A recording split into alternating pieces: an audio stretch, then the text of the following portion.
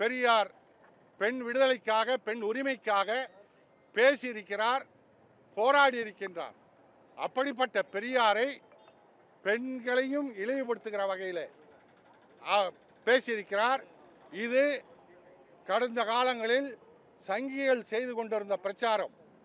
அந்த பிரச்சாரத்தை நம்பி இவர் பேசி இன்றைக்கு தமிழ்நாட்டு மக்களிடத்தில் வசமாக சிக்கியிருக்கிறார். சங்கிகள் தான் இப்படி ஒரு தவறான பிரச்சாரம் செய்து வந்தார்கள். எங்களிடத்தில் ஆதாரம் இருக்கின்றது. சங்கிகள் கடந்த காலங்களில் இதே கருத்தை பேசினார்கள். அந்த கருத்தை பேசுகின்ற போது விடுதலை 11/5/1953 இதில் பெரியார் சொல்லியிருக்கிறார் என்று சங்கிகள் எடுத்து போட்டார்கள்.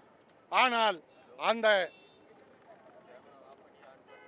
11/5/1953 விடுதலை என் கைகளில் இருக்கின்றது. இந்த விடுதலை 4 பக்கம். இந்த 4 பக்கத்தில் இவர்கள் சொன்ன அந்த கொச்சையான செய்தி பெரியாரால் எந்த இடத்திலும் சொல்லப்படவில்லை. ஆனால் இப்படி அபாண்டமான பொய்யை சீமான் பரப்பி வருகின்றார். இப்படி ஏற்கனவே 1973ஆம் ஆண்டு துக்ளக் ஒரு தவறான செய்தியை பரப்பியது.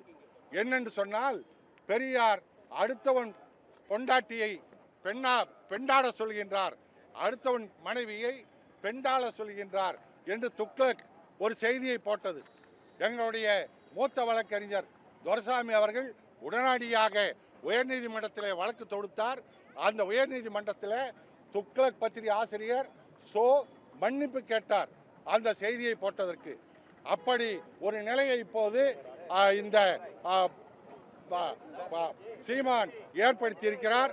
இப்படி தொடர்ந்து தவறான செய்திகளை பரப்பி வருகின்ற சீமான் இப்போது இங்கே பாண்டிச்சேரியில் இருப்பதாக அறிகிறோம். பாண்டிச்சேரியிலும் எங்களுடைய பெரியார் திராவிட கழக தோழர்கள் அவர் தங்கியிருக்கிற இடத்துல போய் கேட்க இருக்கின்றார்கள், செல்ல இருக்கின்றார்கள். எங்கு போனாலும் சீமானை ஆதாரம் தராமல் எந்த இடத்திலும் நுழைய விட மாட்டோம்.